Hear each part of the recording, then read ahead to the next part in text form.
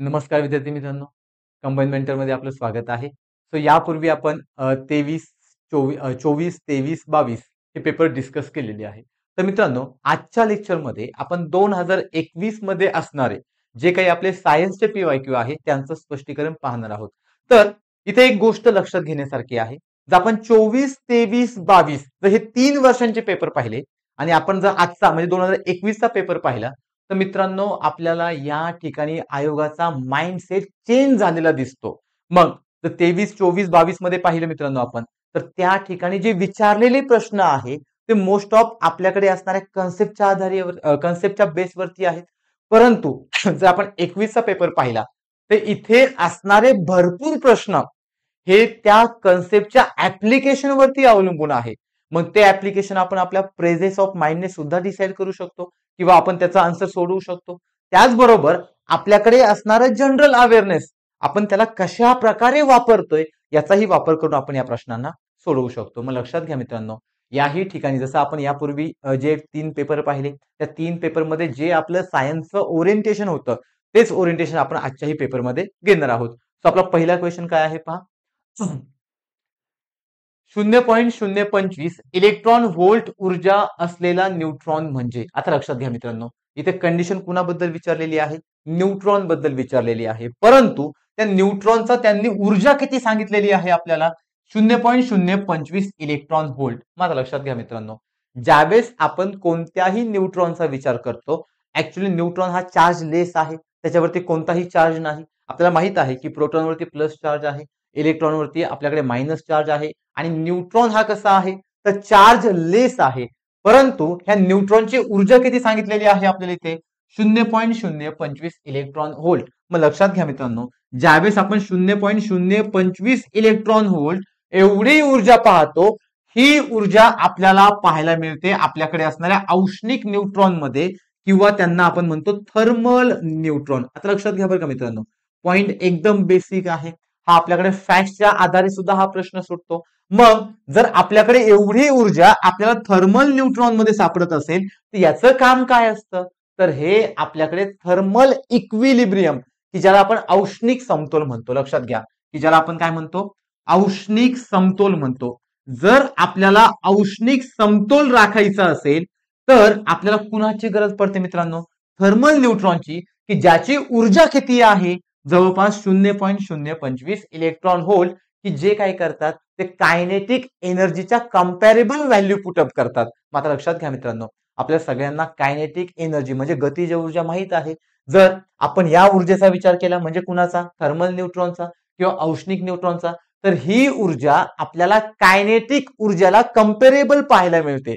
जर आपण कायनेटिक ऊर्जा म्हणजे गतीज ऊर्जेला जर यांची ऊर्जा कंपेरेबल पाहत असेल तर यांची ऊर्जा किती मिळते आपल्याला?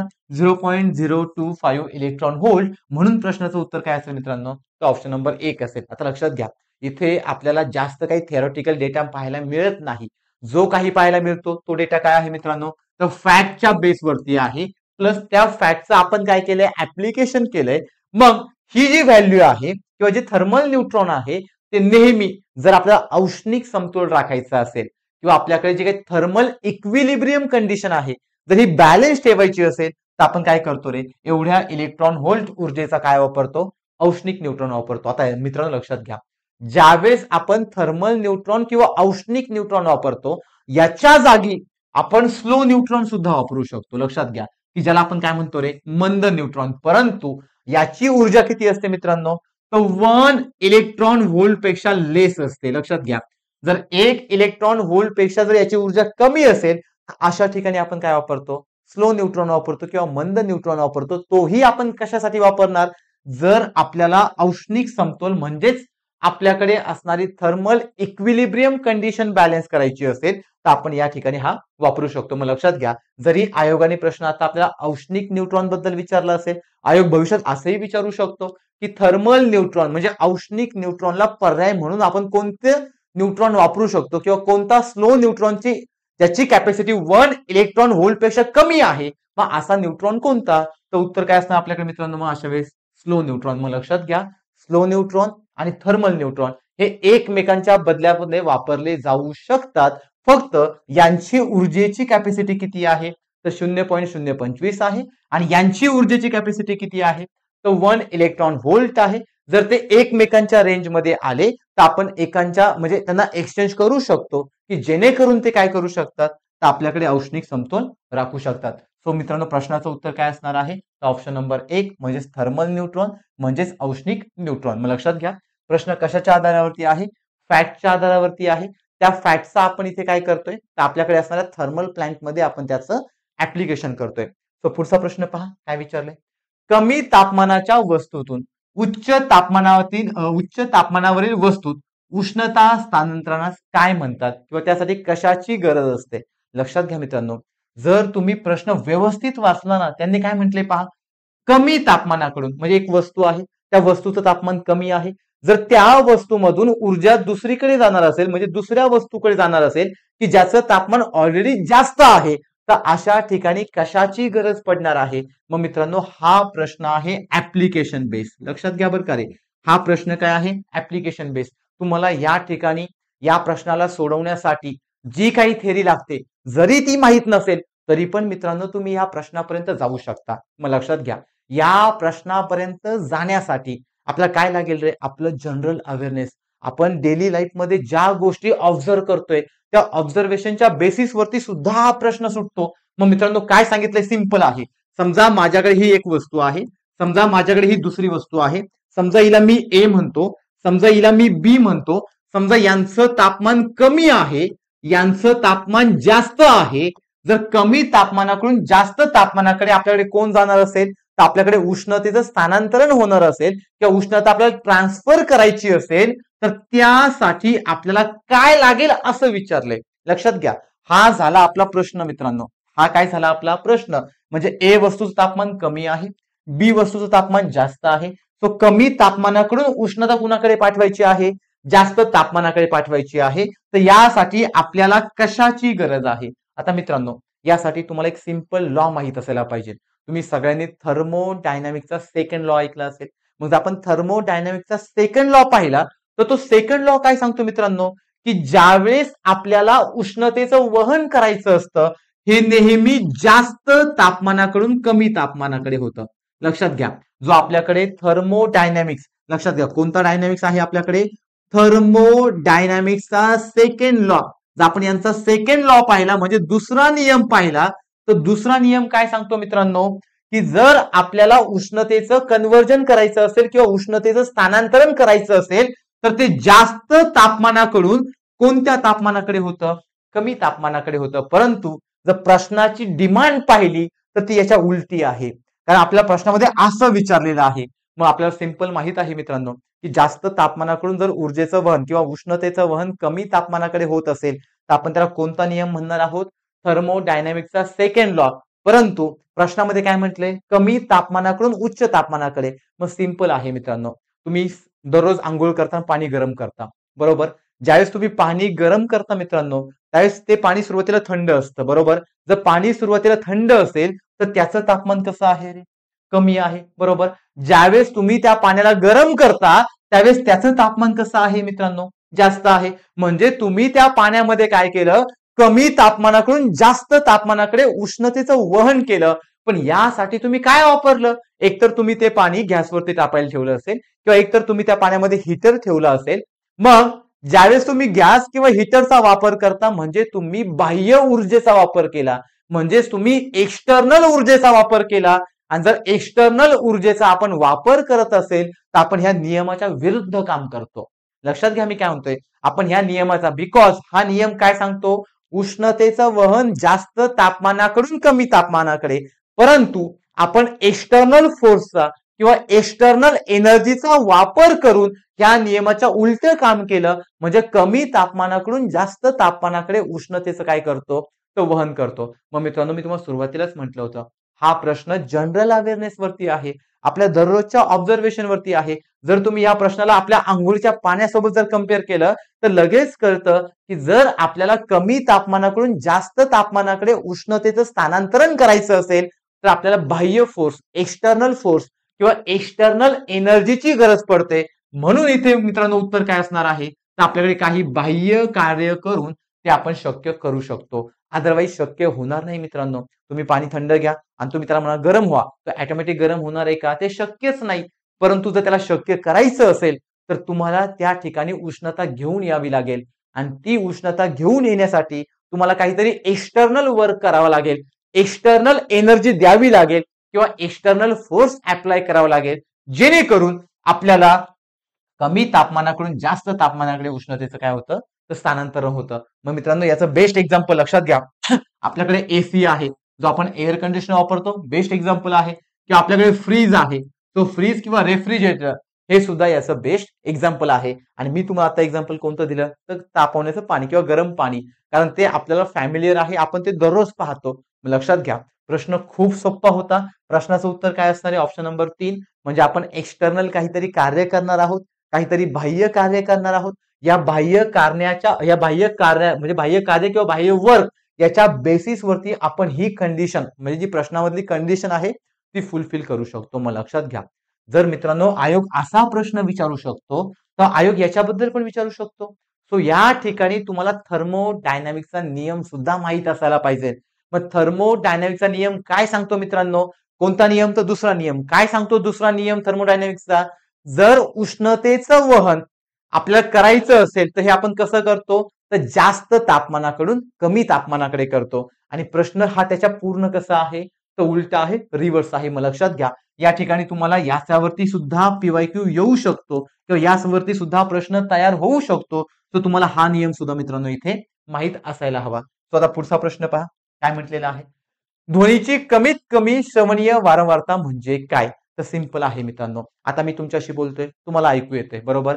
तुम्हाला ऐकू येते म्हणजे त्याला म्हणतात ऑडिबल साऊंड, म्हणजे श्रावणीय आवाज हा तुम्हाला ऐकू येतोय बरोबर. याचा अर्थ तुम्ही ऐकण्याची क्षमता काहीतरी कॅरी करता. आता समजा मित्रांनो मी एखादी सुई घेतली किंवा एखादी चाचणी घेतली आणि खाली फेकली, त्याचा आवाज तुम्हाला येणार आहे का? नाही येणार, बिकॉज त्याचा आवाज हा आपल्या ऑडिबल रेंज मध्ये नाही. लक्षात घ्या प्रत्येक सजीवाला जो कोणी प्राणी असेल त्या प्रत्येक प्राण्याला ऐकण्याची काहीतरी रेंज असते. जर आवाज त्या रेंज मध्येच असेल तरच तो ऐकू शकतो. मग लक्षात घ्या मित्रांनो आपल्याला 3 रेंजेस पाहायला मिळतात. एक असतं 20 हर्ट्झ पेक्षा कमी. लक्षात घ्या 20 हर्ट्झ पेक्षा कमी रेंज.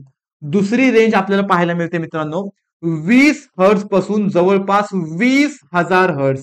लक्षात घ्या दुसरी रेंज काय पाहायला भेटते आपल्याला 20 हर्ट्झ पेक्षा कमी. पहिली रेंज काय पाहिली आपण 20 हर्ट्झ पेक्षा कमी. दुसरी रेंज काय पाहिली 20 हर्ट्झ पासून तर 20,000 हर्ट्झ पर्यंत. आणि तिसरी रेंज असते 20,000 हर्ट्झ पेक्षा जास्त. मग लक्षात घ्या मित्रांनो ह्या सगळ्या ज्या रेंजेस आहे या सगळ्या सजीवांच्या ऑडिबल रेंजेस आहे. यांना ऑडिबल म्हणजे प्रत्येक प्राण्याची जी रेंज आहे आवाज ऐकण्याची ती वेगवेगळी असू शकते. मग जर 20 हर्ट्झ पेक्षा कमी रेंज असेल तर याला मित्रांनो म्हणतात इन्फ्रासाउंड. लक्षातच ठेवा बरं का रे, याला काय म्हणतात? इन्फ्रासाउंड म्हणतात. जर 20 हर्ट्झ ते 20,000 हर्ट्झ एवढी रेंज असेल तर ती आपली मानवी श्रावणीय क्षमता आहे. लक्षात घ्या ही कुणाची क्षमता आहे मित्रांनो? आपले माणसाची म्हणजे मानवी श्रावणीय क्षमता आहे.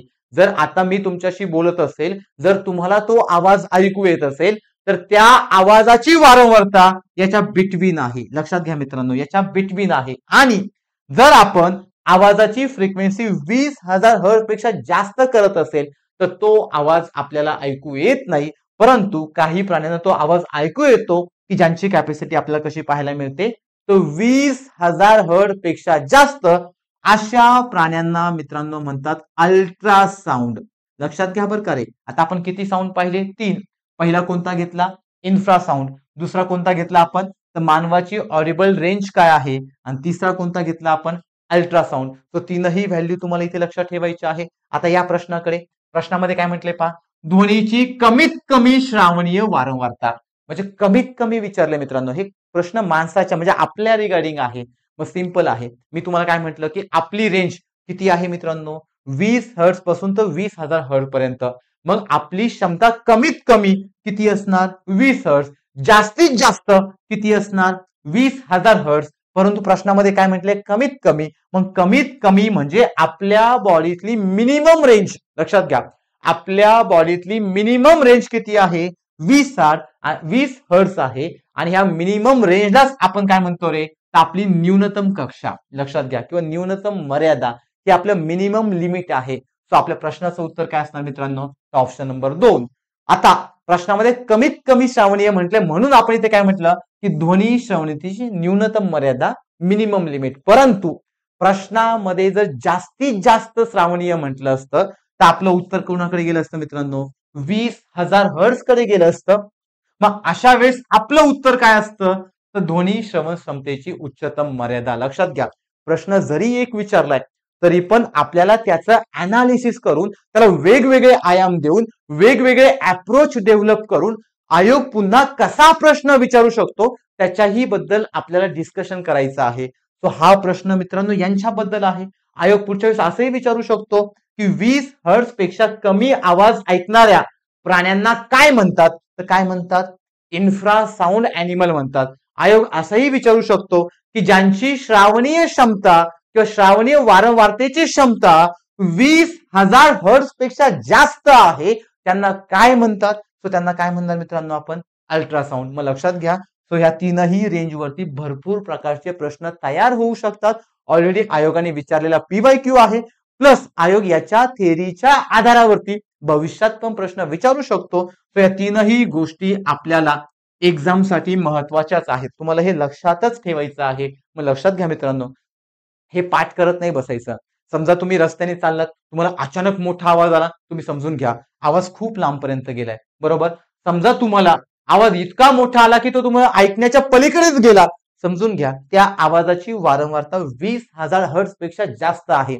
समजा एखादा आवाज तुम्हाला ऐकू येत नसेल म्हणजे त्याची वारंवारता कमी असेल तर किती कमी असणार? तर 20 हर्ट्झ पेक्षा कमी असणार. मग लक्षात घ्या, ही आपली न्यूनतम मर्यादा आहे, ही आपली उच्चतम मर्यादा आहे. सो कमीत कमी म्हणजे न्यूनतम मर्यादा, जास्तीत जास्त म्हणजे उच्चतम मर्यादा. प्रश्नामध्ये कमीत कमी विचारलंय म्हणून आपलं उत्तर काय असणार? तर न्यूनतम मर्यादा. सो न्यूनतम मर्यादा किती असणार मित्रांनो? 20 हर्ट्झ. उच्चतम मर्यादा किती असणार? 20,000 हर्ट्झ.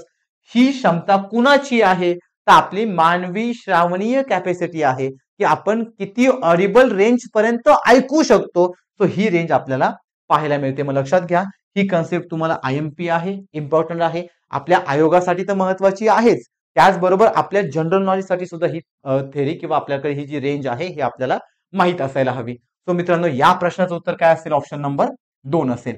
पुढचा प्रश्न पहा काय विचारलंय. हिरा हा काय आहे? आता लक्षात घ्या मित्रांनो, हिरा हा टॉपिक आपल्यासाठी हॉट टॉपिक आहे. लक्षात घ्या, आपल्यासाठी हॉट टॉपिक आहे बिकॉज तुम्ही जर डायमंड वरती प्रश्न पाहिले मित्रांनो तर तुम्हाला आयोगाने आतापर्यंत 4 ते 5 वेळा जवळपास याच्यावरती PYQ विचारलेले आहेत. कशावरती? डायमंड वरती. म्हणजे याची PYQ ची रेंज आपल्याला नेहमी जास्त पाहायला मिळते. मग मित्रांनो, हा हिरा म्हणजे काय असतं? तर सिंपल आहे, तुम्हाला 2 गोष्टी समजतात. काही वस्तू आपल्याकडे धातू आहेत, काही गोष्टी आपल्याकडे अधातू आहे. धातूंनाच आपण मेटल म्हणतो, अधातूंनाच आपण नॉन मेटल म्हणतो. मग मित्रांनो, हिरा हा नॉन मेटल आहे. लक्षात घ्या, हिरा हा काय आहे? नॉन मेटल आहे. जर डायमंड हा नॉन मेटल असेल तर तो भरपूर कठीण पण आहे. कठीण कशामुळे आहे? तर हे स्ट्रक्चर तयार झाले कार्बन पासून. लक्षात घ्या मित्रांनो, हे स्ट्रक्चर कशापासून तयार झाले? कार्बन पासून. आणि कार्बन हा नॉन मेटल असतो. लक्षात घ्या, कार्बन हा नॉन मेटल आहे म्हणून हिरा हा कसा आहे मित्रांनो? तर नॉन मेटल आहे. मग जर भविष्यात आयोगाने आपल्याला विचारलं की हिरा हा अधातू आहे, नॉन मेटल आहे, कशामुळे आहे? तर लक्षात घ्या, त्याचं कारण काय? त्यांच्यामध्ये कार्बन आहे आणि त्यांच्यामध्ये असणारा कार्बन हा टेट्राहेड्रल स्ट्रक्चरचा आहे. मित्रांनो, प्रत्येक शब्द एक्झाम ओरिएंटेड आहे बरं का, लक्षातच ठेवा. हा कार्बन ह्या हिऱ्यामध्ये आहे परंतु कोणत्या स्ट्रक्चर मध्ये आहे? तर टेट्राहेड्रल स्ट्रक्चर मध्ये आहे. मग लक्षात घ्या, जसं काही धातूंच्या प्रॉपर्टी असतात तशा प्रॉपर्टी आपल्याला हिऱ्यामध्ये पाहायला भेटत नाही म्हणून हिरा हा अधातू आहे. लक्षात घ्या मी काय म्हणतोय. मग धातूंची प्रॉपर्टी म्हणजे काय रे मित्रांनो? समजा आपल्याकडे एखादा स्टेनलेस स्टील आहे, मग जर आपण स्टेनलेस स्टील पाहिलं तर त्यात चकाकी आहे, त्याला उष्णता वाहून नेण्याची क्षमता आहे. किंवा तुम्ही तांब पाहिलं, तांब्याची तार पाहिली तर तांब्यापासून तांब्याची तार तयार होते, याला डक्टिलिटी म्हणतात. किंवा तुम्ही तांब्याचा पत्रा तयार केला तर याला मॅलेबिलिटी म्हणतात. मग मॅलेबिलिटी, डक्टिलिटी हे त्या धातूंच्या प्रॉपर्टी आहे, ह्या त्या धातूंचे वैशिष्ट्य आहे.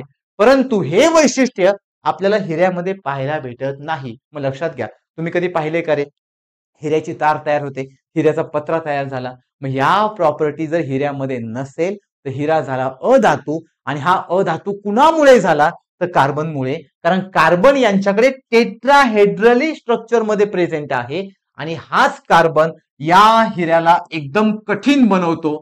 कठीण म्हणजे स्ट्रॉंग बनवतो. मग लक्षात घ्या मित्रांनो, आपण जर कार्बनचं अपरूप पाहिलं तर कार्बनचं अपरूप म्हणजे हिरा आहे. मग आयोगाने आतापर्यंत याच्यावरती सुद्धा पीवायक्यू विचारलाय. मग आयोगाने कसा पीवायक्यू विचारला, तर आपल्याला हिऱ्यामध्ये कार्बन कोणत्या फॉर्म मध्ये पाहायला मिळतो, तर उत्तर काय मित्रांनो, टेट्राहेड्रली. आयोगाने असं पण विचारलंय सर्वात कठीण अधातू कोणता, तर आपलं उत्तर काय मित्रांनो, हिरा पाहिजे.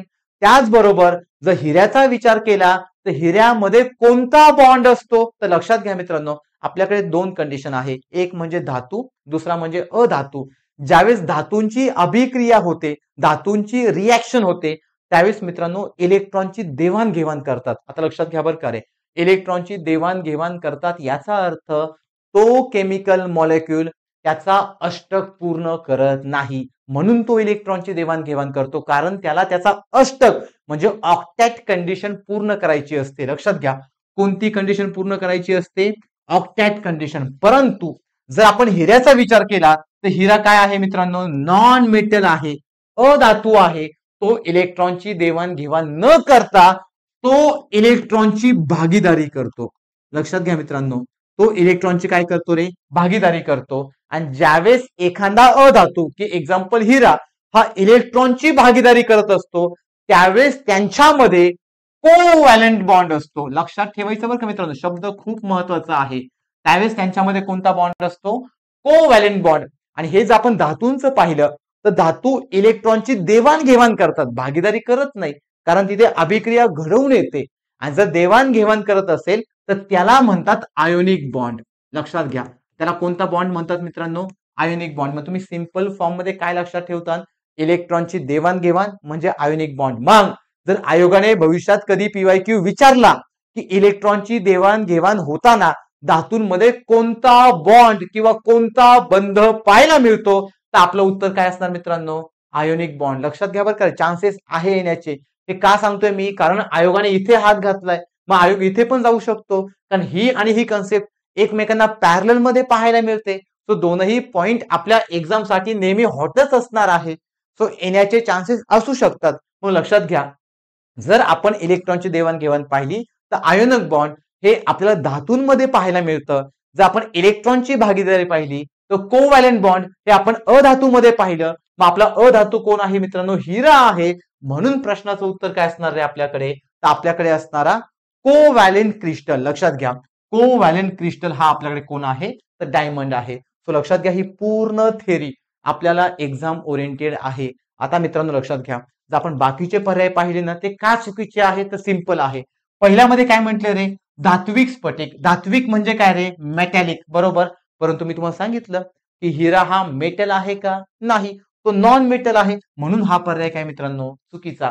परंतु जर या ठिकाणी हिऱ्याच्या जागी एखादा धातू असता तर आपलं उत्तर काय आलं असतं, धात्विक स्फटिक आलं असतं. आता पुढचं पहा, आयनी स्फटिक. आयनी स्फटिक म्हणजे काय मित्रांनो, आयोनिक क्रिस्टल. आयोनिक क्रिस्टल मध्ये कोणता बॉन्ड असणार, आयोनिक बॉन्ड. परंतु हिऱ्यामध्ये कोणता बॉन्ड आहे मित्रांनो, कोव्हॅलेंट बॉन्ड. सो हेही याचं उत्तर नसणार. सो राहिलं कोण आपल्याकडे, मोलॅक्युलर क्रिस्टल. मोलॅक्युलर क्रिस्टल मध्येच आपल्याला वेगवेगळे क्रिस्टल सुद्धा पाहायला मिळतात.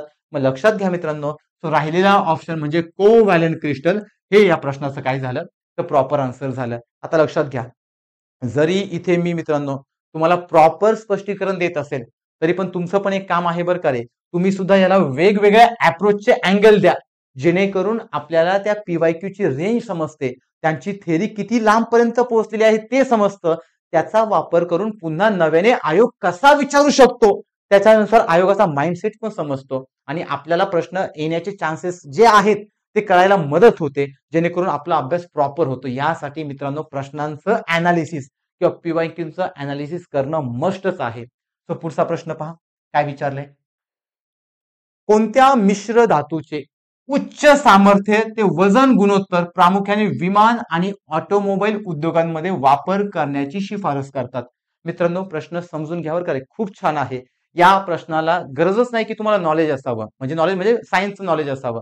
तुम्ही तुमच्या डेली लाईफच्या बेसिसवरती सुद्धा प्रश्न सोडवू शकता, कारण या प्रश्नामध्ये टोटली तुम्हाला ऍप्लिकेशन पाहायला मिळते. लक्षात घ्या, या प्रश्नामध्ये तुम्हाला टोटली काय पाहायला मिळतंय? ऍप्लिकेशन पाहायला मिळतंय.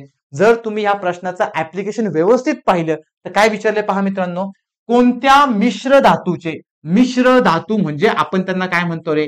ॲलॉय म्हणतो. लक्षात घ्या, मिश्र धातू म्हणजे आपण त्यांना काय म्हणतो? ॲलॉय म्हणतो.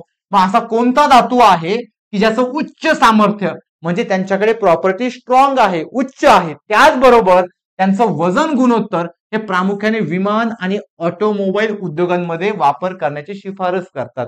मग सिंपल आहे मित्रांनो, उच्च सामर्थ्य म्हणजे काय? समजा मी हातामध्ये पेन घेतला, मी पेनाला तोडलं तर पेन लगेच तुटणार, म्हणजे पेनामध्ये सामर्थ्य आहे का? नाही. परंतु मी पेनापेक्षा वजनाने हलका अजून एखादा काहीतरी धातू घेतला आणि त्याला मी किती पण तोडायचा प्रयत्न केला, जर तो तुटतच नसेल तर याचा अर्थ त्या धातूमध्ये किंवा त्या मिश्र धातूमध्ये काय सामर्थ्य आहे? उच्च सामर्थ्य आहे. ही झाली प्रश्नाची डिमांड. मग मित्रांनो, सिंपल आहे. तुम्ही सगळ्यांनी एसटीने प्रवास केलाय. ज्यावेळेस आपण एसटी बसने प्रवास करतो तर एसटी बसमध्ये आपल्याला जो खालचा पत्रा आहे बेसमेंटचा, तो कशाचा पाहायला मिळतो रे? अल्युमिनियमचा पाहायला मिळतो. मग तुम्ही कधी विचार केला का रे, तिथे लोखंड का नसेल वापरलं? इव्हन तिथे स्टेनलेस स्टील का नसेल वापरलं? इव्हन तिथे तांबे का नसेल वापरलं? तर सिंपल आहे ना, तांबे, लोखंड, स्टेनलेस स्टील अल्युमिनियम पेक्षा हेवी आहेत, जड आहेत. आणि जर ते अल्युमिनियम पेक्षा जड असेल तर अशा वेळेस त्यांना लागणारं इंधन जास्त असेल, त्यांना लागणारं जे काही त्या ठिकाणी जी काही ऍक्सेसरी आहे ती पण जास्त असेल.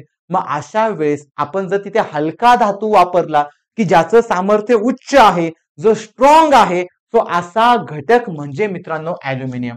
लक्षात घ्या, असा घटक म्हणजे कोण आहे? अल्युमिनियम. तो अल्युमिनियम एक मिश्र धातू आहे की जो वजनाने खूप हलका आहे परंतु भरपूर स्ट्रॉंग आहे. तो इझिली ब्रेक होत नाही. त्याला लागणारी ऊर्जा किंवा त्याला लागणारं फ्युएल हे सुद्धा कम्पेअरमध्ये बाकी धातूंच्या कम्पेअरमध्ये कमी लागतं. म्हणून आपल्याकडे ऑटोमोबाईल इंडस्ट्री किंवा आपल्याकडे विमानामध्ये मोस्ट ऑफ आपण मित्रांनो काय वापरतो रे? तर हलका अल्युमिनियम वापरतो. मग लक्षात घ्या, प्रश्न खूप सोपा होता बरं का रे. फक्त प्रश्नाचा अँगल समजून घ्या. तर आपण सगळ्यांनी मी तुम्हाला एसटी बसचं एक्झाम्पल का दिलं? बिकॉज ते फॅमिलियर एक्झाम्पल आहे. आपण त्यातनं नेहमी प्रवास करतो. मग ज्यावेळेस आपण नेहमी प्रवास करतो तो पत्रा आपल्याला लगेच दिसतो त्या ठिकाणी. परंतु जर आपण विमान आणि ऑटोमोबाईलचा विचार केला तर या ठिकाणी तिथं भरपूर प्रकारच्या प्रोसेस केलेल्या असतात. त्यामुळे तो अल्युमिनियम आपल्याला जाणवत नाही, परंतु एसटी बस मधला अल्युमिनियम आपल्याला लगेच जाणवतो. मग लक्षात घ्या, जर आपण हलका स्टील पाहिलं मित्रांनो तर जड असणार आहे. तांब पाहिलं तर जड असणार आहे. जर आपण टिटॅनियम पाहिलं तर हे पण जड असणार आहे. सो आपण काय वापरतो मित्रांनो? हलका अल्युमिनियम वापरतो की जो आपल्या ऑटोमोबाईल इंडस्ट्रीसाठी किंवा आपल्या एरोप्लेनच्या वापरासाठी आपल्याला सुटेबल आहे, आपल्या एन्व्हायरमेंटल कंडिशनला पण सुटेबल आहे. त्याचबरोबर त्याचा फ्युएल जे वापर आहे, फ्युएलचा वापर सुद्धा कमी आहे. सो आपल्याला अशा ठिकाणी या मिश्र धातूंचा वापर करणे आपल्यासाठी योग्य असतं, म्हणून आपण याचा इथे वापर करतो. मग आता मित्रांनो, या प्रश्नामध्ये कुठेही आपल्याला सायन्स पाहायला भेटलं का? ऍक्च्युली सायन्स आहे, यामध्ये सायन्स आहे, 100% सायन्स आहे. परंतु जरी आपल्याला सायन्स माहित नसेल तरी पण आपण यांच्या उत्तरापर्यंत इझिली पोहोचू शकतो. सो प्रश्नाचं उत्तर काय असणार? ऑप्शन नंबर 4 असणार. सो पुढचा प्रश्न पहा काय विचारलंय. एकदम सोपा आहे मित्रांनो, अभिक्रियेच्या बेसवरती आहे. काय विचारलंय? खालच्या वातावरणात हायड्रोकार्बन आणि नायट्रोजन ऑक्साईड जर यांच्यामध्ये अभिक्रिया होऊन दुहार तयार होतो, याचाच दुहार तयार होतो म्हणजे त्यांच्यामध्ये अभिक्रिया होते. अभिक्रिया तयार होऊन जर दुहार तयार होत असेल तर ते कोणकोणत्या प्रकारचे दुय्यम उत्पाद असतात? मात्र लक्षात घ्या मित्रांनो, दुय्यम उत्पाद म्हणजे काय तुम्हाला इथे कळलं असेल. इथे आपण कोणती अभिक्रिया म्हटलंय? इथे यांच्याकडे असणारी अनोन्य क्रिया. अनोन्य क्रिया म्हणजेच यांच्याकडे असणारी इंटरॅक्शन. इंटरॅक्शन म्हणजे काय मित्रांनो? हा आहे हायड्रोकार्बन, हा आहे नायट्रोजन ऑक्साईड. जर दोघांमध्ये रिएक्शन झाली तर हे दोघे झाले रिएक्टंट. यांच्यापासून काहीतरी उत्पादन होणार आहे, ते झालं मेजर उत्पादन. परंतु त्यासोबतच काहीतरी बाय प्रोडक्ट पण तयार होणार आहेत. सिंपल आहे मित्रांनो, तुम्हाला सगळ्यांना माहित आहे. जर आपण कोणतीही अभिक्रिया पाहिली, समजा ए प्लस बी पण अशी अभिक्रिया केली तर आपल्याला काय भेटतं रे मित्रांनो? ए बी भेटतो, बरोबर. जर ए बी भेटत असेल तर हे दोघे झाले रिएक्टंट. लक्षात घ्या मी काय म्हणतोय, हे दोघे झाले रिएक्टंट, हा झाला प्रोडक्ट. प्रोडक्ट म्हणजे आपलं उत्पन्न. आणि जर हे आपल्याकडे प्रोडक्ट तयार होत असेल तर हा आपल्याला इसेन्शियल आहे. परंतु त्याचबरोबर समजा मी प्लस मध्ये सी म्हटलं, प्लस मध्ये डी म्हटलं, प्लस मध्ये ई म्हटलं, तर मित्रांनो यांना म्हणतात बाय प्रोडक्ट म्हणजेच दुय्यम उत्पादन. लक्षात घ्या, यांना आपण काय म्हणतो, बाय प्रोडक्ट म्हणजेच काय म्हणतो, दुय्यम उत्पाद. हे आपल्याला नको असतात बिकॉज हे आपल्याकडे प्रदूषण तयार करतात. लक्षात घ्या, हे काय तयार करतात, प्रदूषण. मग या ठिकाणी ए म्हणजे कोण मित्रांनो, तर हायड्रोकार्बन. बी म्हणजे कोण आपल्याकडे, तर नायट्रोजन ऑक्साईड. मग यांच्यापासून जर हा तयार झाला तर सुटेबल आहे. परंतु जे दुय्यम उत्पादन तयार होणार, हा प्रायमरी उत्पाद आहे, हा दुय्यम उत्पाद आहे, हे सगळे काय करतात, प्रदूषण. मग असे प्रदूषणकारक आपल्याकडे एजंट कोणकोणते आहे की जे या अभिक्रियेतून तयार होतात. तर लक्षात घ्या मित्रांनो, ओझोन, यस लक्षात घ्या, ओझोन पण आहे आपल्याकडे, अल्डिहाइड पण आहे. तो ओझोन अल्डिहाइड दोघे पण आहे. परंतु यासोबत अजून सुद्धा आपल्याला एलिमेंट पाहायला मिळतात. मग सेकंडला कोण आहे मित्रांनो, अल्डिहाइड आहे, कीटोन आहे. यस, अल्डिहाइड कीटोन पण आहे. लक्षात घ्या, ओझोन पण आहे, अल्डिहाइड पण आहे, कीटोन पण आहे. देन पुढे कोण दिलं आपल्याकडे, अल्डिहाइड आहे, कीटोन आहे, देन पॅरॉक्सॉसिल नायट्रेट आहे. लक्षात घ्या, हे तिघे पण आहे मित्रांनो. आता शेवटी काय म्हटले पहा, ओझोन आहे, अल्डिहाइड आहे, कीटोन आहे आणि पॅरॉक्सिऑसिल नायट्रेट आहे. सो प्रश्नाचं उत्तर काय मित्रांनो, ऑप्शन नंबर 4. बिकॉज 1, 2, 3 उत्तर बरोबर आहे मित्रांनो, पण ते पार्शियली बरोबर आहे, पूर्ण बरोबर नाही. का नाही, कारण यांच्यापासून तयार होणारे जे प्रदूषके आहे किंवा जे दुय्यम उत्पाद आहे ते 4 आहेत. ते 4 म्हणजे हे, लक्षात घ्या. आणि या ठिकाणी 2च दिलेत, या ठिकाणी 2 आणि ऑप्शन 3 मध्ये 3 दिलेत. तो 4 कंप्लीट दिलेले आहेत का, नाही. ते उत्तर चुकीचं नाही मित्रांनो, पार्शियली बरोबरच आहे. जर आपल्याकडे शेवटचा ऑप्शन नसता तर आपल्याला ऑप्शन नंबर 3 घ्यावा लागला असता. परंतु मोस्ट प्रॉपर बरोबर कोणतं उत्तर आहे इथे आपल्याकडे, ऑप्शन नंबर 4 आहे. तर या प्रश्नाचं उत्तर काय असेल मित्रांनो, ऑप्शन नंबर 4. पुढे या, काय म्हटलंय आता मित्रांनो, आतापर्यंत आपण जेवढे प्रश्न पाहिले तेवढा त्यातला हा पहिला प्रश्न आहे की जो कुणाच्या बेसवरती आहे, तर आपल्या थेअरीच्या किंवा आपल्या कन्सेप्टच्या बेसवरती आहे. बाकी सगळे कन्सेप्टच्या बेसवरतीच होते बरं का रे, परंतु ते जनरल अवेअरनेसने पण सुटत होते. आता मित्रांनो, हा प्रश्न सोडवण्यासाठी आपल्याला जनरल अवेअरनेस पेक्षा काय महत्वाचं आहे, तर थेअरी महत्वाची आहे. मग प्रश्नाची डिमांड समजून घ्या. काय म्हटले प्रश्नामध्ये, की अमिबा हा प्रोटोझोअन प्राणी आहे. आता मित्रांनो, प्रोटोझोअन प्राणी म्हणजे काय, तुम्हाला सगळ्यांना माहित आहे की अमिबा हा एकपेशीय आहे, बरोबर. मग लक्षात घ्या, जर एखादा सजीव हा एकपेशीय असेल, त्याचबरोबर तो अतिशय प्राचीन असेल आणि त्यांना मुवमेंटसाठी काहीतरी एखादा त्यांच्याकडे पार्ट असेल, तर अशा सगळ्या अॅनिमलला किंवा अशा सगळ्या सजीवांना आपण काय म्हणणार आहोत, तर प्रोटोझोअन प्राणी म्हणणार आहोत. तुम्हाला प्रोटोझोनचा मिनिंग समजला का, लक्षात घ्या बरं का रे. भरपूर लोकांना प्रश्नच समजत नाही, त्यामुळे त्यांना खाली लवकर जाता येत नाही. लक्षात घ्या मित्रांनो, प्रोटोझोअन प्राणी म्हणजे काय, तर असा प्राणी किंवा असा सजीव की जो एकपेशीय आहे. मग आता मी स्वतःला प्रोटोझोन म्हणून चालेल का, नाही, बिकॉज मी बहुपेशीय आहे. मग मित्रांनो, मी काय असणार इथे, तर प्रोटोझोन प्राणी नसणार. पण समजा मी अमिबा आहे, तर मी किती पेशीय झालो, एकपेशीय. जर मी एकपेशीय असेल तर मी स्वतःला काय म्हणणार, तर प्रोटोझोन प्राणी म्हणणार. मग आता याचे कारण काय, तर खाली 4 कारण आहेत. कोणते कारण योग्य ते आपल्याला ओळखायचं आहे. मग पहिलं कारण काय आहे मित्रांनो, एकपेशीय प्राणी की ज्यामध्ये उती आणि अवयव नाहीत. आता लक्षात घ्या बरं का रे, सिंपल आहे. एकपेशीय म्हणजे त्यांच्याकडे उती नसणारच आहे, त्यांच्याकडे अवयव नसणारच आहे. इथे तुम्हाला आयोग विनाकारण कन्फ्युज करतोय. लक्षात घ्या, उती आणि अवयव हे लगेच समजतंय, एकपेशीय आहे म्हणजे हे दोघे नसणार आहे. तो तुम्ही प्रॉपर व्यवस्थित त्याचं रीडिंग करा. म्हणजे पहिलं वाक्य कसं आहे मित्रांनो, बरोबर आहे. मी तुम्हाला सुरुवातीलाच सांगितलं की जो प्रोटोझोअन असतो तो एकपेशीय असतो. मग लक्षात घ्या, जरी तुम्हाला प्रोटोझोनचा मिनिंग नाही ना समजला मित्रांनो, तरी कळतं अमिबा एकपेशीय आहे. आणि अमिबावरून हे वाक्य कसं आहे मित्रांनो, बरोबर आहे. म्हणजे पहिलं वाक्य बरोबर. सेकंड काय म्हटलंय पहा, सर्व प्राण्यांमध्ये प्राचीन आणि सामान्य प्राणी आहे. आता मित्रांनो, प्राचीन प्राणी कुणाला म्हणतात, आपण स्वतःला प्राचीन प्राणी म्हणू शकतो का रे, नाही म्हणू शकत. कारण आपलं इव्हॉल्युशन झालंय आणि आपलं इव्हॉल्युशन हे आपल्याकडे असणाऱ्या माकडांपासून, माकडांचं इव्हॉल्युशन त्या उंदरांपासून झालेलं आहे. म्हणजे उंदरांचं इव्हॉल्युशन माकडांमध्ये, माकडांचं इव्हॉल्युशन ह्युमन मध्ये. मग आपले प्राचीन जर आपण पाहायला गेलं तर उंदीर आहे, उंदरांपेक्षा सुद्धा प्राचीन प्राणी आहेत. परंतु अमिबाचा जर विचार केला तर पृथ्वीवरती तयार होणारी सगळ्यात पहिली पेशी हे एकपेशी होती. मग आपले पूर्वज पण सुरुवातीला एकपेशी असणार, हळूहळू ते बहुपेशीय झाले. मग लक्षात घ्या, जर आपले पूर्वज एकपेशीय असेल तर ऑलरेडी हा एकपेशीयच आहे. म्हणून हा सर्व प्राण्यांमध्ये काय झाला मित्रांनो, प्राचीन आणि सामान्य प्राणी झाला. सो हे पण वाक्य कसं आहे, बरोबर. याच्यावरून सुद्धा आपण त्याला काय म्हणणार, की तो प्रोटोझोन प्राणी आहे. पुढे काय म्हटलंय पहा, छद्मपादाचा वापर ते हालचालीसाठी करतात. आता मित्रांनो, छद्मपादलाच काय म्हणतो रे आपण, सुडोपोडिया म्हणतो. लक्षात घ्या, छद्मपादलाच काय म्हणतो आपण, सुडोपोडिया. मग सुडोपोडियाचा वापर ते मुवमेंटसाठी करतात किंवा छद्मपादाचा वापर ते हालचालीसाठी करतात. हे पण वाक्य बरोबर आहे. आता पुढे काय म्हटले पहा मित्रांनो, त्यांच्या अंगावर छिद्रे असलेला तो प्राणी असतो. लक्षात घ्या, अंगावर छिद्रे असलेला प्राण्यांचा संघ वेगळा आहे मित्रांनो. हे संघ तुम्हाला फायलम, लक्षात घ्या, फायलम म्हणजे संघ बर का रे. तुम्हाला कोणता संघ पाहायला भेटेल, संघ पोरीफेरा. संघ पोरीफेरा हे तुम्हाला अॅनिमल क्लासिफिकेशन मध्ये पाहायला भेटेल. मग अमिबाच्या बॉडीवरती छिद्र असतात का, नाही, म्हणून हे वाक्य चुकलं. परंतु जर तुम्हाला इथे ईस्ट म्हटलं असतं तर ईस्ट किंवा आपल्याकडे जो काही एखादा फंगस आहे, बुरशी आहे, त्या बुरशीवरती आपल्याला छिद्र पाहायला मिळतात. मग बुरशी आणि अमिबा एकसारखे आहेत का, नाही, म्हणून हे वाक्य चुकीचं. सो अ बरोबर, ब बरोबर, क बरोबर, म्हणून उत्तर काय मित्रांनो, फक्त अ, ब आणि क. आणि शेवटचं वाक्य कुणाच्या बरोबर आहे, तर पोरीफेराच्या. मग जर आयोगाने भविष्यात विचारलं की पोरीफेरा किंवा संघ फायलम आपल्याकडे पोरीफेरा किंवा आपल्याकडे फंगस किंवा आपल्याकडे असणारा ईस्ट यांच्या अंगावरती छिद्र असतात, तर ते वाक्य मित्रांनो काय म्हणायचं आपण, बरोबरच म्हणायचं.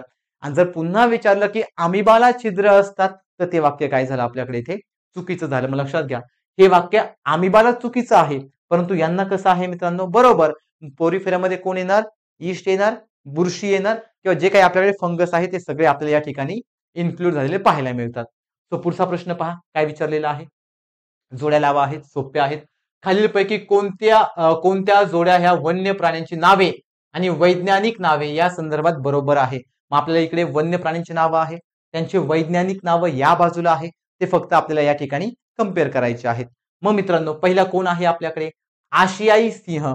मग आपल्या आशियामध्ये सापडणारा सिंह म्हणजे आशियाई सिंह, की ज्याचं वैज्ञानिक नाव काय आहे मित्रांनो, पॅन्थेरा लिओ पर्सिका. लक्षात घ्या, काय नाव आहे, पॅन्थेरा लिओ पर्सिका, हे नाव याचं बरोबर आहे. मग आपल्या आशियामध्ये जे सिंह सापडतात त्याचं वैज्ञानिक नाव आपल्याला हे पाहायला मिळतं, म्हणजेच पॅन्थेरा लिओ आपल्याकडे असणारा पर्सिका. पुढे कोण आहे मित्रांनो, पट्टेरी वाघ. पट्टेरी वाघ सगळ्यांनी पाहिलं, आपण ऍटलिस्ट फोटोमध्ये तरी पाहिलं असेल. मग पट्टेरी वाघाचं सायंटिफिक नाव काय आहे मित्रांनो, पॅन्थेरा टायग्रिस. हे पण बरोबर आहे. टायग्रिस म्हणजे आपल्याकडे असणारा वाघ म्हणजे टायगर, आणि पट्टेरीला आपण काय म्हणतो, पॅन्थेरा. मग लक्षात घ्या, हे पण याचं सायंटिफिक नाव बरोबर आहे. अ पण बरोबर, ब पण बरोबर. क कडे या, क मध्ये म्हटले भारतीय गेंडा. मग लक्षात घ्या मित्रांनो, जर आपण भारतीय गेंड्याचा विचार केला तर भारतीय गेंड्याला आपण काय म्हणतो रे, रायनोसिरस युनिकोरसनिस. मग लक्षात घ्या, जर आपण रायनोसिरस पाहिला तर हे याचं वैज्ञानिक नाव आहे. मग भारतीय गेंड्याचं वैज्ञानिक नाव काय, रायनोसिरस युनिकोर्निस. सो हे पण बरोबर आहे. आणि शेवटी काय म्हटलंय, तर थामिन हरिण. थामिन हरिणला काय म्हणतो मित्रांनो आपण, सर्वस इल्दी म्हणतो. सो हे पण बरोबर आहे. सो आपलं उत्तर काय असणार, वरीलपैकी सर्व. मग लक्षात घ्या, प्रश्न थोडासा आपल्याला कॉमन पाहायला मिळतो, यामध्ये काही आपल्याला कॉम्प्लिकेशन पाहायला मिळत नाही. आता हे सायंटिफिक नेम पाठ करणं शक्य नाहीये मित्रांनो, परंतु आपण ह्या आपल्या व्हरायटीनुसार किंवा आपल्याकडे जे वन्य प्राणी आहे त्यांचं लॉजिक लावून किंवा त्या ठिकाणी कोणते शब्द मॅच होतात याच्या आधारावरती आपण त्यांचं वैज्ञानिक नाव शोधू शकतो, की जे आपल्याला उत्तरापर्यंत घेऊन जायला मदत करेल. मग मित्रांनो, प्रश्नाचं उत्तर काय आहे, तर ऑप्शन नंबर 4 आहे. पुढचा प्रश्न पहा काय विचारले, खालीलपैकी कोणता प्राणी समूह हा प्रथमतः जमिनीवर जीवनाचा अवलंब केला. मित्रांनो, प्रश्न खूप सोपा आहे, भरपूर सोपा प्रश्न आहे. पुन्हा आयोग असा प्रश्न विचारेल की नाही गॅरंटी फार कमी आहे. प्रश्न सोपा कसा सिंपल आहे मित्रांनो. तुम्ही ऐकलं असेल की ज्यावेळेस आपल्याकडे बिग बँग थेरी झाली म्हणजे पृथ्वीची निर्मिती झाली, त्यावेळेस आपल्याकडे हायड्रोस्पियर तयार झाला, हळूहळू लिथोस्पियर तयार झाला, किंवा पृथ्वी ज्यावेळेस सगळ्यात सुरुवातीच्या स्टेजमध्ये आली त्यावेळेस ती उष्ण होती, उष्णतेकडून ती थंड होत गेली, थंड झाल्यावरती पृथ्वीवरती पाण्याची निर्मिती झाली. याच्यावरून काय समजतं रे मित्रांनो, की आपल्याकडे जे सजीव राहतात ते काही पाण्यामध्ये राहतात, काही हवेमध्ये राहतात, काही जमिनीवरती राहतात, तर काही उभयचर आहे, बरोबर. मग सगळ्यात पहिल्यांदा आपल्याकडे जर पाणी तयार झालं असेल तर पहिला प्राणी कशामध्ये आला असणार किंवा पहिला सजीव कशामध्ये आला असणार, पाण्यामध्ये. सो त्याला आपण ॲक्वॅटिक लाईफ म्हणणार. परंतु नंतर नंतर त्यांच्याकडे उत्क्रांती झाली, नंतर त्यांच्याकडे इव्हॉल्युशन झालं आणि तो प्राणी हळूहळू पाण्यातून जमिनीवरती येऊ लागला. लक्षात घ्या मी काय म्हणतोय, हळूहळू तो प्राणी किंवा तो सजीव पाण्यातून जमिनीवरती यायला लागला. मग तो डायरेक्टली जमिनीवरती एकदम येणार का रे? नाही ना, त्याला हळूहळू स्वतःच्या बॉडीमध्ये ऍडॅप्टेशन करावं लागेल.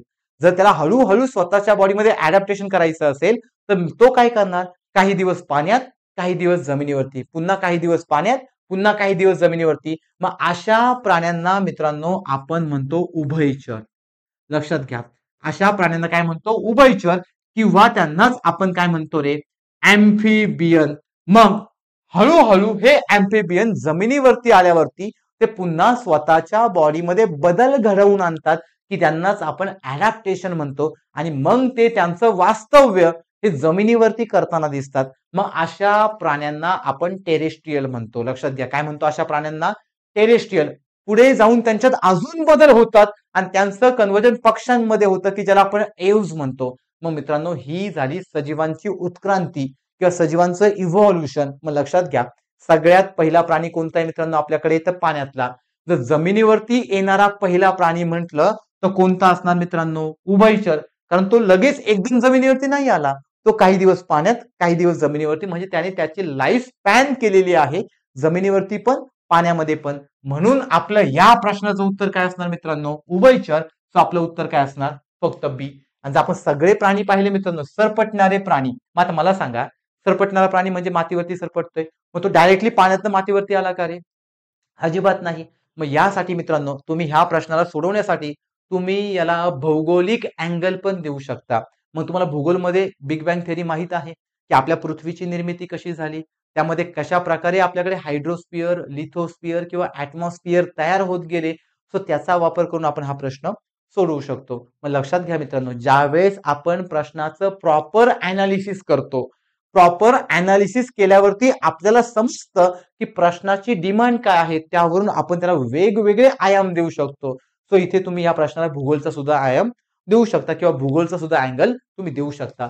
आणि जर तुम्ही मित्रांनो तिसरा ऑप्शन पाहिला, सस्तन प्राणी. सस्तन प्राणी म्हणजे मॅमल्स आणि नंतर आहे पक्षी. मग सगळ्यात पहिल्यांदा लक्षात घ्या, एक क्रम लक्षात ठेवायचा. सगळ्यात पहिली लाईफ कुठे आली मित्रांनो, तर पाण्यामध्ये आली. नंतर कोणती लाईफ आली रे, उभयचर, की जी हळूहळू जमीन प्लस पाण्यावरती आली. नंतर मित्रांनो कोणती लाईफ आली रे, तर आपल्याकडे असणारे सरपटणारे प्राणी आणि सस्तन प्राणी. हे सगळे आपल्याला कुठे पाहायला मिळतात, टेरेस्ट्रियल, की ज्यांना आपण जमीन म्हणतो, म्हणजे जमिनीवरती पाहायला मिळतात. नंतर नंतर त्या प्राण्यांमध्ये पुन्हा इव्हॉल्युशन झालं, उत्क्रांती झाली आणि मग आपल्याला काय पाहायला भेटले रे, पक्षी पाहायला भेटले. सो हा क्रम लक्षात ठेवायचा. मग यामध्ये सरपटणारे प्राणी आणि सस्तन प्राणी हे दोघेही काय झाले मित्रांनो, तर टेरेस्ट्रियल झाले. आणि यामध्ये पक्षी म्हणजे उडणारे प्राणी की ज्यांना आपण एव्ज म्हणतो, तर ते काय झाले आपल्याकडे, यांच्याही पेक्षा नंतरचं इव्हॉल्युशन झालं, नंतरचं उत्क्रांती झाली. मग दोघांच्या आधी जमिनीवरती पहिला येणारा कोण मित्रांनो, तो उभयचर. म्हणून प्रश्नाचं उत्तर काय, फक्त बी, उभयचर प्राणी. समजलं का? सो सिंपल वेने सुद्धा हा प्रश्न सुटतो मित्रांनो.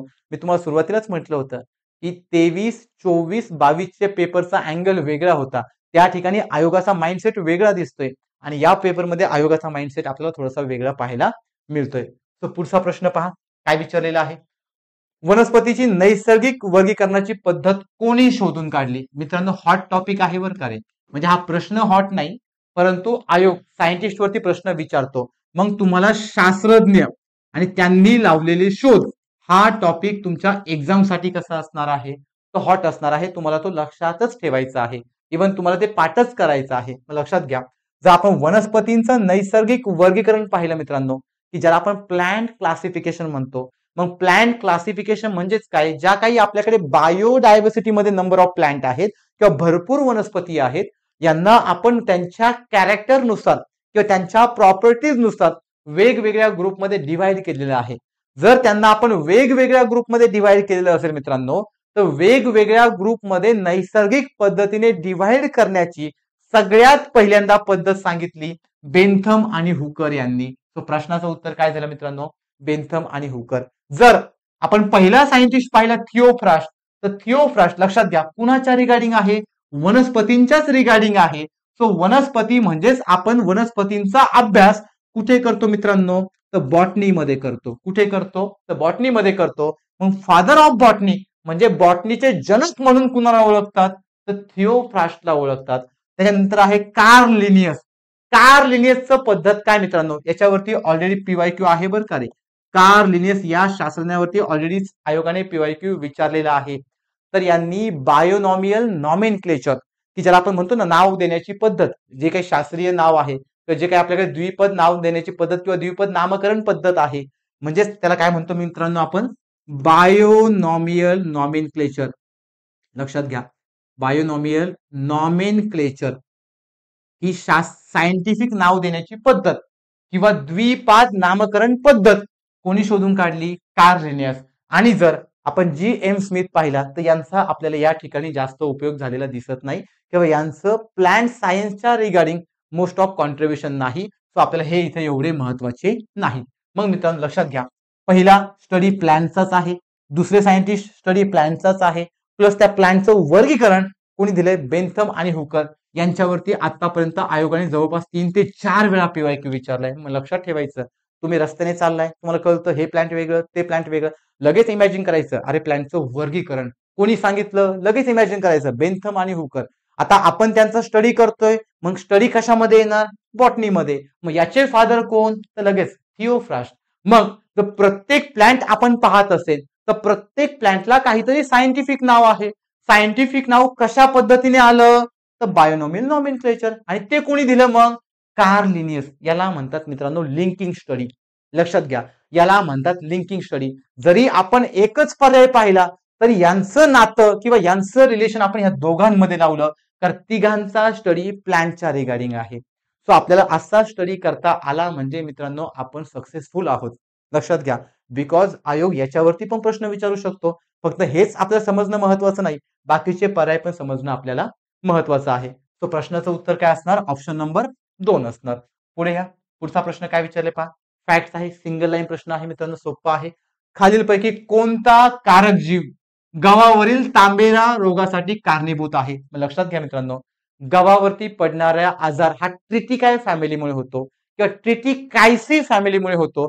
सो इथे ट्रिटिकाय फॅमिली एकाच ठिकाणी दिलेली आहे, कोणता, पक्सिनिया ग्रामिनी ट्रिटिकाय. सो प्रश्नाचं उत्तर काय झालं मित्रांनो, ऑप्शन नंबर 1 फॅक्च्युअल आहे. तुम्हाला पाठच करावा लागेल, हॉट टॉपिक आहे, बिकॉज आयोग आजारांवरती प्रश्न विचारतो मित्रांनो. मग तुम्ही काय करा, 2 कॉलम बनवा, एक टेबल बनवा, त्यामध्ये 2 कॉलम, एका साईडला प्लॅनची नावं म्हणजे आपल्याकडे असणाऱ्या पिकांची नावं, दुसऱ्या साईडला रोगकारकांची नावं की कोणता पडणारा रोग आहे आणि पुढे त्यांची नावे, त्या रोगाला काय म्हणतात. सो एवढे जर तुम्ही कॉलम बनवले आणि आयोगाने आतापर्यंत विचारलेले पीवायक्यू जर तुम्ही तिथे लिहून काढले मित्रांनो, तर तुमचा बराचसा पार्ट कव्हर होतोय, जेणेकरून भविष्यात जर प्रश्न आला तर तुम्हाला ते सोडवायला मदत होईल. मग लक्षात घ्या, प्रश्न फॅक्च्युअल आहे परंतु हॉट टॉपिक आहे, कारण आयोग भरपूर वेळा आजारांवरती प्रश्न विचारतो. सो गव्हावरती पडणारे आजार कोणत्या फॅमिलीमुळे पडतात, ट्रिटिकाय फॅमिलीमुळे. सो आपलं उत्तर काय मित्रांनो, पक्सिनिया ग्रामिनी ट्रिटिकाय. सो उत्तर ऑप्शन नंबर 1 आहे. पुढे या, पुढे म्हटले शेतीमध्ये भूगर्भातील भूजल खालीलपैकी कोणत्या घटकामध्ये पाझरते. मित्रांनो प्रश्न जरी सायंटिफिक असला ना, आपण सगळेजण शेतकरी आहोत, आपल्या सगळ्यांना समजतं की आपल्या शेतामध्ये विहीर आहे, त्या विहीरमध्ये पाझरलेलं पाणी येतं, बरोबर का. लक्षात घ्या, मी उत्तर सांगून टाकलं बरं का रे. आपल्या शेतामध्ये विहीर आहे, विहीरमध्ये पाझरलेलं पाणी येतं, हे आपलं ऑब्झर्वेशन आहे. प्रश्न हा ऑब्झर्वेशनच्या बेसिसवरती सुटतोय. समजा मित्रांनो माझ्याकडे हे तळ आहे, तळ्यामध्ये पाणी येणार आहे का रे, पाझरलेलं नाही, तळ्यामध्ये वाहून आलेलं पाणी येणार आहे ना. मग तळ्यामध्ये जर वाहून आलेलं पाणी येत असेल मित्रांनो, तर तलाव हे याचं उत्तर असणार आहे का, नाही. पुढे म्हटले टाकी, टाकी आपण सिमेंटची बांधतो, जर टाकीला सिमेंटचं आवरण असेल तर याच्यामध्ये पाझरलेलं पाणी जाणार आहे का मित्रांनो, नाही जाणार, म्हणजे हा पण ऑप्शन गेला. देन पुढे आहे कालवे, कालवे म्हणजे आपल्याकडे कॅनल असतात. मग आपण कॅनलचा विचार केला तर कॅनल हे फक्त फ्लोईंग वॉटर कॅरी करतात, ज्या पाण्याला वाहण्याची क्षमता आहे ते पाणी म्हणजे कालव्यातलं पाणी. सो हे पण याचं उत्तर असणार आहे का मित्रांनो, नाही. मग राहिलं काय, समजा ही आपल्याकडे जमिनीची पातळी आहे, जर याच्यामध्ये आपण ही अशी विहीर घेतली तर ह्या मातीमध्ये असणारं पाणी किंवा आपल्याला इथे ह्या मातीमध्ये असणारं पाणी हे पाझरतं. कुठे पाझरतं? तर ह्या विहिरीमध्ये पाझरतं. म्हणून प्रश्नाचं उत्तर काय मित्रांनो? तो विहीर. लक्षात घ्या, लॉजिकल लेवलला हा प्रश्न सुटतो. सो या प्रश्नाचं जर तुम्ही फक्त वाचला तरी पण लगेच आपल्या डोक्यामध्ये क्लिक होतं की पाझरण्याची प्रोसेस कुठे होते. मग मित्रांनो, यावरून तुम्हाला एक समजतंय का रे, आयोगाचा माइंडसेट काय आहे? आयोग तुम्हाला ह्या वर्षीच्या पेपरमध्ये, मी फक्त 2021 बद्दल बोलतोय बरं का रे, या पेपर बद्दल बोलतोय. या पेपरमध्ये आयोगाने फक्त जे उमेदवार आहेत त्यांचा फक्त माइंडसेट चेक केला काय आहे, त्यांचं जनरल अवेअरनेस किती आहे, ते त्यांच्या डेली लाईफ मध्ये कोणत्या अँगलने लॉजिक बिल्ड करतात आणि त्याच बेसिसवरती आयोगाने इथे प्रश्न विचारलेले आहे. म्हणजेच मित्रांनो, आपण जो अभ्यास करतो तो अभ्यास आपण ऍप्लिकेबल करणं पण गरजेचं आहे. बिकॉज त्या ओरिएंटेशनने प्रश्न येतात. लक्षात घ्या, जर रट्टा मारलाय आपण फक्त त्या रट्ट्याला जर तो प्रश्न आला तरच सोडवू शकतो. परंतु आपण जर ती कन्सेप्ट समजून घेतली, तिचा वापर भरपूर ठिकाणी केला, तर लॉजिकली आपण त्याला कुठे कुठे वापरू शकतो हे समजून घेतलं, तर आपण प्रश्नांच्या उत्तरापर्यंत आपण इझिली पोहोचतो. बिकॉज आपला माइंडसेट किंवा आपली थिंकिंग ॲबिलिटी ब्रॉड होते.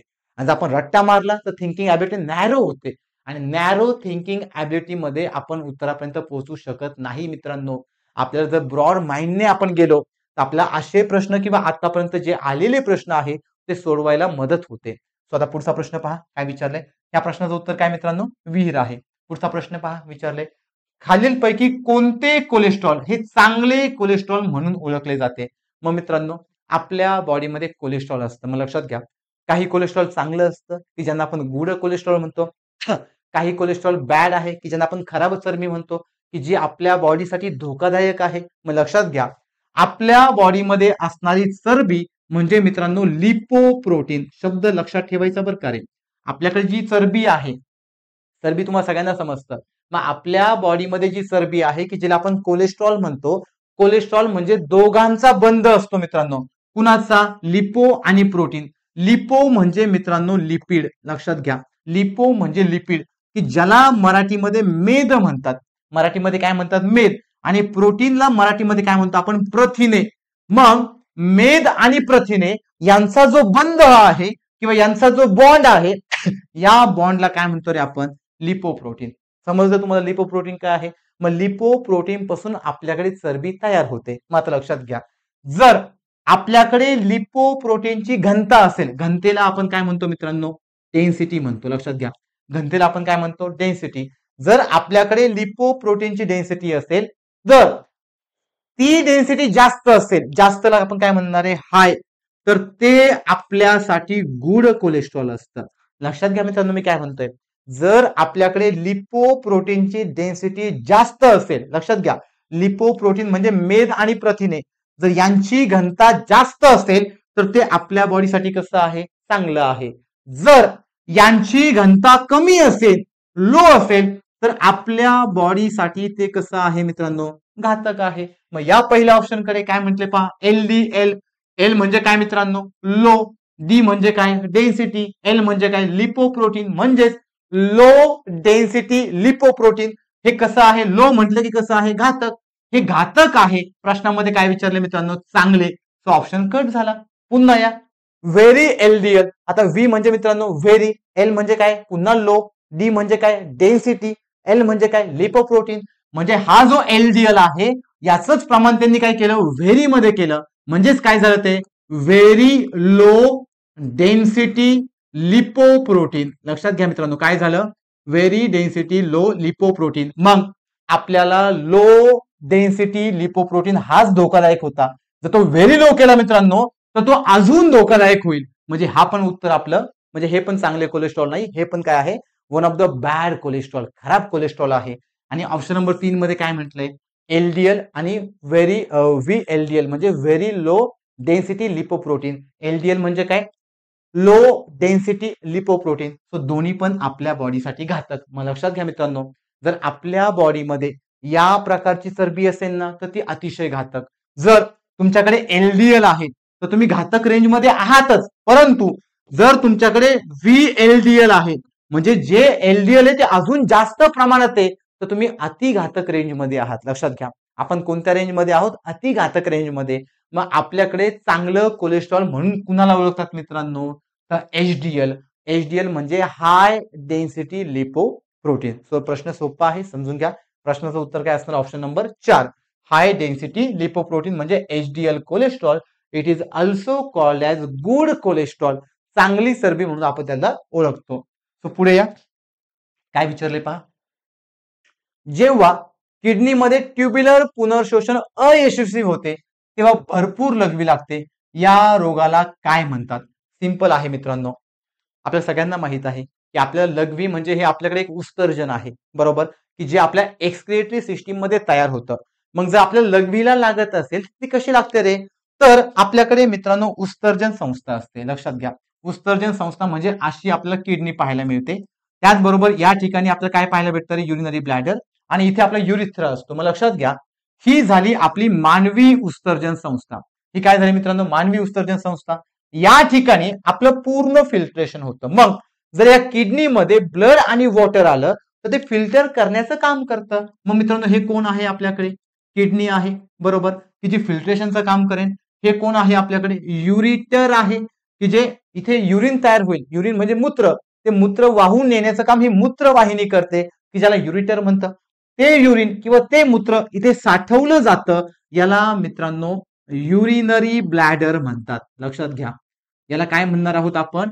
Urinary bladder. आणि जर आपण ह्या युरिनरी ब्लॅडरचा विचार केला तर इथे मूत्र साठवलं जातं, आणि जर इथे मूत्र साठवलं गेलं असेल तर जेवढी त्या युरिनरी ब्लॅडर म्हणजे मूत्र पिशवींची जेवढी कॅपॅसिटी आहे, जर ती अर्धी भरली तर आपल्याकडे युरिनेशनचा कॉल येतो, की ज्याला आपण मिक्चुरेशन म्हणतो. मग इथून आपण ते युरिन बॉडीतून बाहेर टाकून देतो. कधी?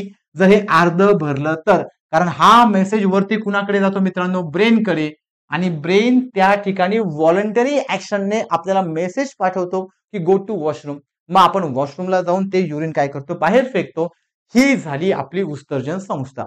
आता प्रश्नामध्ये काय म्हटलं रे? की ट्युब्युलर पुनर्शोषण अयशस्वी. मग लक्षात घ्या मित्रांनो, ट्युब्युलर पुनर्शोषण काय असतं? तर किडनीमध्ये एक्झॅक्ट फिल्ट्रेशन चालतं मित्रांनो नेफ्रॉन पासून. लक्षात घ्या, किडनीमध्ये जे फिल्ट्रेशन चालतं ते कुणापासून चालतं? तर नेफ्रॉन पासून चालतं. सो आता आपण किडनी पाहिली. मग लक्षात घ्या, जसं आपल्या बॉडीचं स्ट्रक्चरल आणि फंक्शनल युनिट कोण आहे मित्रांनो? सेल आहे. त्याच प्रकारे किडनीचं स्ट्रक्चरल आणि फंक्शनल युनिट कोण असतं? नेफ्रॉन. एका किडनीमध्ये 10 लाख नेफ्रॉन असतात. आपल्या किडनी किती आहे मित्रांनो? 2. म्हणजे टोटल नंबर ऑफ नेफ्रॉन किती झाले? 20 लाख झाले. जर टोटल नंबर ऑफ नेफ्रॉन आपल्याकडे 20 लाख असतील मित्रांनो, म्हणजे त्यांना आपण मिलियन मध्ये कन्वर्ट केलं तर 2 मिलियन नेफ्रॉन आपल्या किडनीमध्ये आहेत, आणि हे आपल्या किडनीमध्ये एक्झॅक्ट फिल्ट्रेशनचं काम करतात. मग लक्षात घ्या, नेफ्रॉनचं जर स्ट्रक्चर पाहिलं मित्रांनो तर नेफ्रॉन मध्ये असं कप लाईक शेप असतो, की जो शेप एक्झॅक्ट फिल्ट्रेशनचं काम करतो. फिल्ट्रेशन झाल्यावरती तो आपल्याकडे ट्युब्युलर सेक्रेशन करतो. मग सिंपल आहे मित्रांनो, आपल्याकडे जे काही किडनी थ्रू मटेरियल फिल्टर होईल ते मटेरियल फिल्टर करण्यासाठी या ठिकाणी जो कप लाईक भाग आहे याला म्हणतात बाउमन्स कॅप्सूल. लक्षात घ्या बरं का रे, इथे तुमची उत्सर्जन संस्था कंप्लीट होत आहे मित्रांनो. कंप्लीट म्हणजे रिव्हिजन होत आहे. याला म्हणतात बाउमन्स कॅप्सूल. जसं आपण घरामध्ये काहीतरी गाळून घेतो, सेम इथे हे आपलं घरामध्ये गाळून घेतो म्हणजे गाळणी असते ना, सेम गाळणी सारखा जो कप लाईक शेप आहे तो म्हणजे बाउमन्स कॅप्सूल. जसं आपल्या गाळणीमध्ये ताराचं ते आपलं हे पाहायला मिळतं, ताराचं स्ट्रक्चर पाहायला मिळतं की जे गाळण्याचं काम करतं, सेम इथे इथे आपल्याला एक नेटवर्क, एक जाळी पाहायला मिळते की ज्या जाळीला मित्रांनो म्हणतात ग्लोमेरुलस. लक्षात घ्या, या जाळीला आपण काय म्हणणार आहोत? ग्लोमेरुलस. आणि ही जी जाळी आहे ना, ही काय करते की वरतून जे काही लिक्विड येणार आहे त्या लिक्विडला फिल्टर करते. मग आपल्याला माहित आहे, आपण मित्रांनो चहा गाळून घेतला तर 2 प्रकारचे पदार्थ मिळतात, एक चांगला पदार्थ, एक खराब पदार्थ. जो चांगला पदार्थ आहे तो आपण वापरतो, जो खराब पदार्थ आहे तो फेकून देतो. सेम इथे समजा इथे किडनीमध्ये हे ब्लड आलं, ह्या ब्लडला इथे फिल्टर केलं कोणी? ग्लोमेरुलसने, की जे कशामध्ये आहे? बाउमन्स कॅप्सूल मध्ये. जर ते फिल्टर झालं तर मित्रांनो इथे 2 प्रकारचे पदार्थ तयार होणार, एक युरिन तयार होणार आणि एक युजफुल मटेरियल, की जे ब्लड आपल्याकडे खराब नाही. मग सगळं किडनीमध्ये आलेलं ब्लड खराब असणार आहे का रे? नाही, त्यातलं काही चांगलं पण असणार आहे. मग चांगलं ब्लड आणि खराब ब्लड दोन्ही पण या ठिकाणी येतात. या पार्टला म्हणतात मित्रांनो पीसीटी. आयोगाने विचारलेला PYQ आहे. यापूर्वी खूप वेळा विचारलाय, खूप वेळा. पीसीटी काय करतो, जे इथून चांगलं ब्लड येईल ते चांगलं ब्लड पुन्हा शोषून घेतो. मित्रांनो, जर ते चांगलं ब्लड पुन्हा शोषून घेत असेल तर याला म्हणतात पुनर्शोषण. ट्युब्युलर पुनर्शोषण म्हणजेच ट्युब्युलर रिॲब्झॉर्प्शन. लक्षात घ्या, याला काय म्हणतात, ट्युब्युलर रिॲब्झॉर्प्शन. आता जर ट्युब्युलर रिॲब्झॉर्प्शन होत असेल तर त्यांनी चांगलं मटेरियल शोषून घेतलं. आता शेवटी राहिलं वेस्ट मटेरियल, की ज्याला काय म्हटलं मित्रांनो आपण, युरिन म्हटलं. आणि ते युरिन या ठिकाणी पास होतं.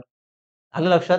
आणि पास होऊन तुम्हाला ते या ठिकाणी येताना दिसतं. इथून ते खाली येतं, इथून पुन्हा ते आपल्या ह्या युरिनरी ब्लॅडर मध्ये साठवलं जातं.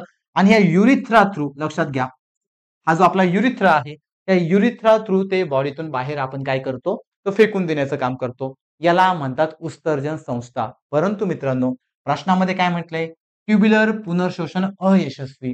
जर ते फेल झालं तर फेल झाल्यावरती मित्रांनो चांगलं मटेरियल हा पीसीटी ऍब्झॉर्ब करेन का रे? नाही.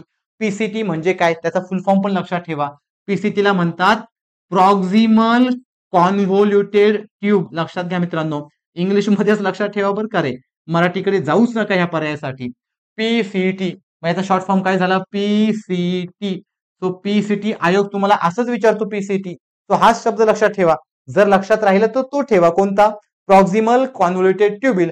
हा काय करतो मित्रांनो, तर पुनर्शोषण करतो. आयोगाने विचारलेला PYQ आहे की मानवी उत्सर्जन संस्थेमध्ये पुनर्शोषण कोण करतं, तर पीसीटी करतो. मग जर मित्रांनो हे फेल झालं, हे जर फेल झालं तर चांगलं मटेरियल आणि युरिन हे सगळं इथून खाली वाहत जातं. आणि जर सगळं खाली वाहत गेलं तर युरिनचं प्रमाण वाढणार आहे मित्रांनो. जर युरिनचं प्रमाण वाढलं तर आपल्याला लागणारी लघवी कशी असणार रे, भरपूर असणार. अशा आजाराला मित्रांनो म्हणतात मधुमेह इन्सिपिडस. लक्षात घ्या, अशा आजाराला काय म्हणतो आपण, मधुमेह इन्सिपिडस. सो प्रश्नाचं उत्तर काय झालं, ऑप्शन नंबर 2. लक्षात घ्या, हा प्रश्न मित्रांनो कन्सेप्टच्या आधारावर सुटतो बरं का रे. यासाठी तुम्हाला उत्सर्जन संस्था किंवा त्याच्यापासून होणारे वेगवेगळे आजार माहीत असायला हवे, जेणेकरून तुम्ही प्रश्नाच्या डिमांडला फुलफिल करता आणि उत्तरापर्यंत जायला मदत भेटते. मग लक्षात घ्या, प्रश्नाचं उत्तर काय असणार मग इथे आपल्याकडे, मधुमेह इन्सिपिडिस. आता प्रश्नाचं उत्तर तर आहे ऑप्शन नंबर 2, परंतु जर आपण ऑप्शन नंबर 1 चा विचार केला मित्रांनो, तर ऑप्शन नंबर 1 मध्ये काय म्हटलंय पहा. लक्षात घ्या, प्रश्नाची डिमांड फुलफिल झाली. पण आता आपण ऑप्शन नंबर 1 बद्दल पण बोलूयात, कारण त्यावरती सुद्धा आयोगाचे प्रश्न विचारण्याचे चान्सेस खूप आहेत मित्रांनो. बिकॉज तो एक डायबिटीज डिसीज आहे, एक शुगर डिसीज आहे. मग विचारले काय पहा, मधुमेह मेलिटिस म्हणजे काय. तर लक्षात घ्या, ज्यावेळेस एखाद्या पेशंटला शुगर झाली असेल, म्हणजे मधुमेह झाला असेल किंवा डायबिटीज झाली असेल, तर अशा व्यक्तीमध्ये मित्रांनो ग्लुकोजचं प्रमाण वाढलेलं असतं. मग जर ग्लुकोजचं प्रमाण वाढलेलं असेल, म्हणजे साखरेचं प्रमाण वाढलेलं असेल, तर त्यांना होणारा आजार कोणता असतो, मधुमेह मेलिटिस. हा 2 प्रकारचा असतो मित्रांनो. काही लोकांना डायबिटीज ए प्रकारची होते, काही लोकांना डायबिटीज बी प्रकारचा होतो, किंवा टाईप 1 टाईप 2. लक्षात घ्या, भरपूर लोक त्याला टाईप 1 टाईप 2 सुद्धा म्हणतात. मग जर आपण डायबिटीजचा टाईप 1 पाहिला मित्रांनो, किंवा जर आपण टाईप 2 पाहिला, तर लक्षात घ्या, आपल्या बॉडीमध्ये शुगर का होते रे मित्रांनो, सिंपल आहे. आपल्या बॉडीमध्ये शुगर रक्तामधून वाहते, बरोबर. पण जर शुगर रक्तामधून वाहत असेल, म्हणजे ग्लुकोज रक्तामधून वाहत असेल, तर त्याला बॅलन्स करण्यासाठी एक संप्रेरक आहे, एक हार्मोन आहे, की ज्याचं नाव असतं मित्रांनो इन्सुलिन. लक्षात घ्या, ज्याचं नाव काय आहे, इन्सुलिन. मग आपल्या बॉडीमध्ये इन्सुलिन कुठे तयार होतो, तर स्वादुपिंडामध्ये, पॅनक्रियामध्ये. पॅनक्रियामध्ये 4 पेशी आहे, त्यातली एक म्हणजे बीटा सेल, आणि ही बीटा सेल आपल्याला इन्सुलिन तयार करून देते. मग लक्षात घ्या, जर आपल्या बॉडीमध्ये इन्सुलिन तयार कमी झालं तर शुगरचं प्रमाण वाढतं, म्हणजे आपल्याला डायबिटीज होतो. आणि अशा डायबिटीजला आपण टाईप 1 म्हणतो. लक्षात घ्या, जर इन्सुलिनच्या कमतरतेमुळे आपल्याला साखर झाली तर आपण त्याला टाईप 1 म्हणतो. जर इन्सुलिन आपल्या बॉडीमध्ये असणाऱ्या साखरेला प्रतिकार करत असेल, अपोज करत असेल, आणि मग जर आपल्याकडे ग्लुकोजचं प्रमाण वाढत असेल, तर मित्रांनो याला टाईप 2 म्हणतात. याला काय म्हणतात, टाईप 2. मी काय म्हटलं समजलं का, पुन्हा सांगतो. समजा मला शुगर आहे, समजा मला टाईप 1 ची शुगर आहे, तर याचा अर्थ काय झाला मित्रांनो, मी भरपूर खाल्लं, ग्लुकोज भेटले, परंतु माझ्या बॉडीमध्ये इन्सुलिन कमी तयार झाले, म्हणून मला काय झाला, टाईप 1 चा शुगर झाला. मग समजा आता मला टाईप 2 चा शुगर आहे, तर यामध्ये काय मित्रांनो, माझ्या बॉडीमध्ये इन्सुलिन आहे, परंतु ते इन्सुलिन या ग्लुकोजला अपोज करतात. ग्लुकोजला अपोज केल्यामुळे मला होणारी जी शुगर आहे त्या शुगरला मी काय म्हणणार, टाईप 2 म्हणणार. मग लक्षात घ्या, इन्सुलिनचं काम काय, तर आपल्या बॉडीमध्ये शुगर बॅलन्स करणे. जेवढे मॉलिक्यूल ग्लुकोजचे असतात तेवढेच मॉलिक्यूल जर इन्सुलिनचे तयार झाले तर त्यांचा बंध तयार होतो आणि आपल्या बॉडीमध्ये मग ते जी काही शुगर आहे त्या शुगरला नियंत्रणात ठेवतात किंवा बॅलन्स मध्ये ठेवतात. सो हा आजार म्हणजे कोण मित्रांनो, मधुमेह मेलित. सो बाकीचा आपण जो प्रश्न आहे त्याचा आजार कोणता आहे, ऑप्शन नंबर 2. सो प्रश्नाचं उत्तर ऑप्शन नंबर 2. हे तुम्हाला तुमच्या जनरल लाईफसाठी, डेली लाईफसाठी, अवेअरनेससाठी, जनरल नॉलेजसाठी आणि आयोगासाठी सगळ्यांसाठी हा प्रश्न महत्वाचा होता, म्हणून मी तुम्हाला ऑप्शन नंबर 1 काय आहे तो पण समजून सांगितला. तो लक्षात राहू द्या, प्रश्न येऊ शकतो. आता मित्रांनो आपला शेवटचा प्रश्न काय विचारले पहा, खालीलपैकी कोणती लस तोंडावाटे दिली जाते. मित्रांनो प्रश्न ऑब्झर्वेशनचा आहे. आतापर्यंत तुम्ही पण लस घेतली असणार आहे. मग जर आपण लस घेत असेल तर लस कशी घेतो, एक तर आपण इंजेक्शन थ्रू घेतो किंवा आपण माउथ थ्रू घेतो. जे आपण माउथ थ्रू घेतो त्याला ओरल वॅक्सिन म्हणतात. काय म्हणतात तिला, ओरल वॅक्सिन. काही वॅक्सिन आपण खाण्यात न घेतो त्यांना एडिबल वॅक्सिन म्हणतात. लाईक जर पोटॅटो असेल, टोमॅटो असेल, त्याच्यामध्ये वॅक्सिन सोडली जाते आणि मग तो आपण पोटॅटो खातो, तर त्यांना आपण एडिबल वॅक्सिन म्हणतो. इथे काय म्हटलंय, तोंडावाटे दिली जाणारी लस कोणती. तर मित्रांनो पहिला ऑप्शन पहा, काय आहे रे, बॅसिलस कॅलिमेट गुएरे. आता मित्रांनो भरपूर लोकांना हा प्रश्न समजला नसेल किंवा पहिला पर्याय समजला नसेल, परंतु तुम्ही हा शब्द ऐकला असेल, बीसीजी लस. ऐकलाय का, लक्षात घ्या, बीसीजीचा फुल फॉर्म आहे हा. इकडे पहा, हा बी, हा सी आणि हा जी. समजलं का. सो लक्षात घ्यावर का रे, उत्तर प्रश्नामध्येच आहे, फक्त आपला फोकस त्या प्रश्नाकडे राहू द्या. सो बीसीजी लस मित्रांनो आपण इंजेक्शन मार्फत घेतो. ज्यावेळेस आपला क्षयरोग होतो, लक्षात घ्या, टीबी होतो, त्या क्षयरोगासाठी आपण या लशीचा वापर करतो. कोणत्या, बीसीजीचा. प्रश्नामध्ये काय म्हटलंय, तोंडावाटे. तो काही संबंध आहे का, नाही. ती आपण इंजेक्शनने घेतो. घेतली पण असेल काही लोकांनी, इव्हन पाहिलं पण असेल. ऑब्झर्वेशन बेसवरती प्रश्न सुटतो मित्रांनो हा. नॉलेज असावं असं काही नाही. आता पुढे आहे सबीन आणि साल्क. मित्रांनो ह्या दोन्ही पण लस पोलिओच्या आहे. लक्षात घ्या, ह्या दोन्ही पण लस कुणाच्या आहेत, पोलिओच्या आहे. परंतु तुम्ही लहान असताना जर पोलिओची लस तोंडावाटे घेतली असेल तर मित्रांनो ती सबीन असते. ती कोणती असते, सबीन लस. आणि जर तुम्ही पोलिओची लस इंजेक्शन थ्रू घेतली असेल तर तिला साल्क म्हणतात. तिला काय म्हणतो आपण, साल्क. मग लक्षात घ्या, सबीन ही लस आपण कशा थ्रू घेतो, माउथ थ्रू. आणि ही पण पोलिओ आहे, साल्क पण पोलिओ आहे, परंतु साल्क ही लस आपण कशा थ्रू घेतो, इंजेक्शन मार्फत. आणि जर आपण ही इंजेक्शन मार्फत घेत असेल तर साल्क ऑप्शन पण गेला.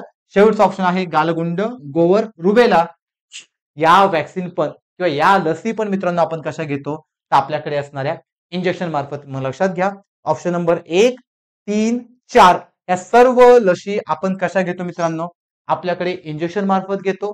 सबीन ही पोलिओची लस आपण कशा थ्रू घेतो मित्रांनो, आपल्याकडे असणाऱ्या ओरल मार्फत म्हणजे माउथ मार्फत घेतो किंवा तोंडावाटे घेतो. तो प्रश्नाचं उत्तर काय असणार, ऑप्शन नंबर 2 असणार.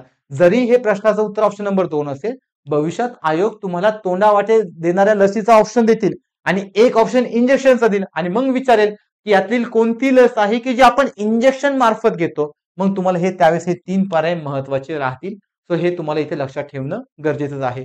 मग मित्रांनो इथे इथे आपला हा जो पार्ट आहे, प्रश्नांचा पार्ट आहे, इथे आपले 15 प्रश्न संपलेले आहेत. आय होप हे तुम्हाला चांगले समजले असेल. या पेपरमध्ये आयोगाचा अप्रोच काय आहे आणि यापूर्वी आपण पाहिलेल्या 3 पेपरमध्ये म्हणजे 24, 23, 22 यामध्ये आयोगाचा अप्रोच काय आहे हे तुम्हाला चांगलं समजलं असेल. मित्रांनो लक्षात घ्या, आयोगाचा माइंडसेट जर समजला तर प्रश्नाच्या उत्तरापर्यंत जायला मदत होते. यासाठी आपल्याला conceptual data, factual data plus आपलं जनरल अवेअरनेस किंवा आपलं जे लॉजिक आहे ते बिल्ड झालेलं आपल्याला हवं आहे की जेणेकरून ते आपल्या उत्तरापर्यंत घेऊन जातं. आय होप तुम्हाला हे लेक्चर आवडलं असेल. थँक्यू.